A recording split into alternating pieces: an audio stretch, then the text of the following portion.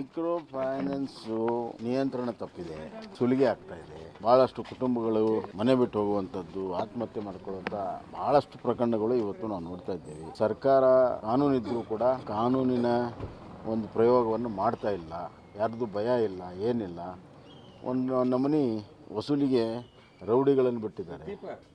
ಒಂದು ಕಡೆ ಮಹಿಳೆಯರಿಗೆ ಕಾರ್ಯಕ್ರಮ ಮಾಡ್ತೀವಿ ಅಂತಾರೆ, ಇನ್ನೊಂದು ಕಡೆ ಮಹಿಳೆಯರ ತಾಳಿಯನ್ನು ಕಿತ್ಕೊಳ್ಳುವಂಥ ಮೈಕ್ರೋ ಫೈನಾನ್ಸಿಗೆ ನಿಯಂತ್ರಣ ಮಾಡೋಕ್ಕೆ ಸರ್ಕಾರಕ್ಕೆ ಸಾಧ್ಯ ಆಗಿಲ್ಲ.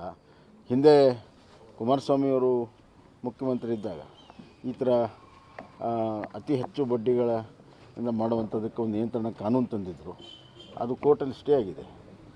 ಅದನ್ನು ಈ ಸರ್ಕಾರ ಕೂಡಲೇ ಅದನ್ನು ತೆರವುಗೊಳಿಸಿ ಕಠಿಣ ಕ್ರಮ ತೆಗೆದುಕೊಳ್ಳುವಂಥ ಅಧಿಕಾರವನ್ನು ಪಡ್ಕೊಂಡು ಕ್ರಮಗಳನ್ನು ಜರುಗಿಸ್ಬೇಕಂತೇಳಿ ಮುಖ್ಯಮಂತ್ರಿ ಆಗ್ರಹ ಮಾಡಿದ್ದಾರೆ. ಸಿಎಂಗೆ ಮೂಡ ಕ್ಲೀನ್ ಚಿಟ್ ಸಿಗುತ್ತೆ.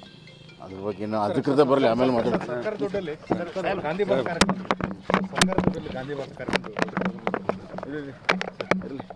ಬಿಡು ಅಲ್ಲ. If you like this video ಬೇಗ ಲೈಕ್ ಮಾಡಿ, ಕಾಮೆಂಟ್ ಮಾಡಿ, ಶೇರ್ ಮಾಡಿ ಹಾಗೂ ಯೋಯೋ ಟಿವಿ ಕನ್ನಡವನ್ನು ಸಬ್ಸ್ಕ್ರೈಬ್ ಮಾಡಿ.